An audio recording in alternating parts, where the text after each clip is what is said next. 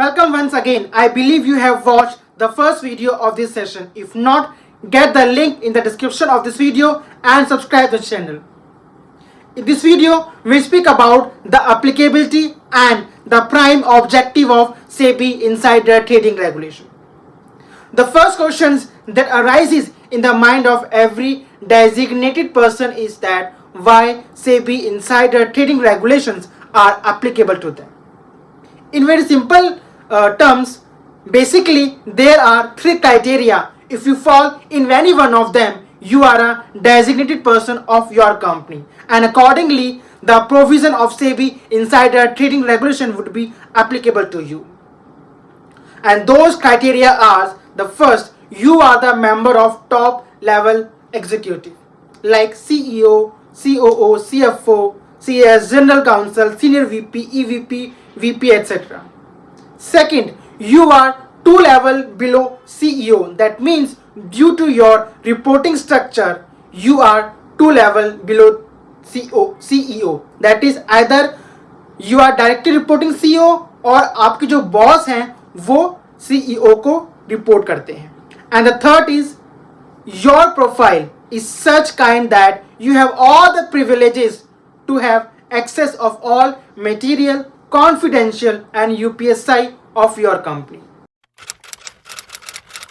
First, you are at top level executive. You are at 2 level below CEO. Third, you have all privilege to have access of all material and confidential information about your company.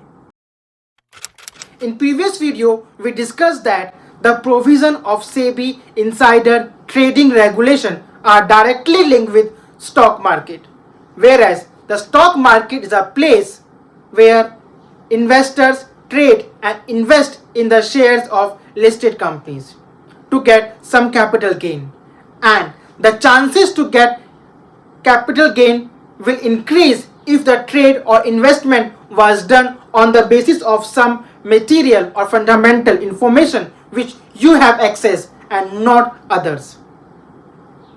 You as a designated person of your company have all the privileges to have access to those such material, fundamental and confidential information about your company.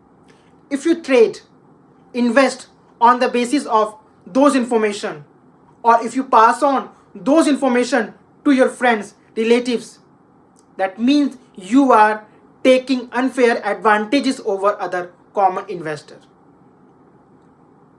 Whereas the prime objective of SEBI Insider Trading Regulations are to prevent the misuse of any material information by a designated person and taking unfair advantages over other common investors.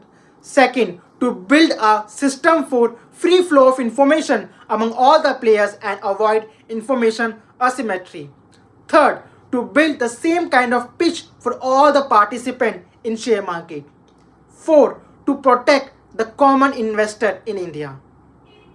All these 4 prime objectives of SEBI Insider Trading Regulation cannot be achieved without controlling, without monitoring your activities in the script of the company in which you are working.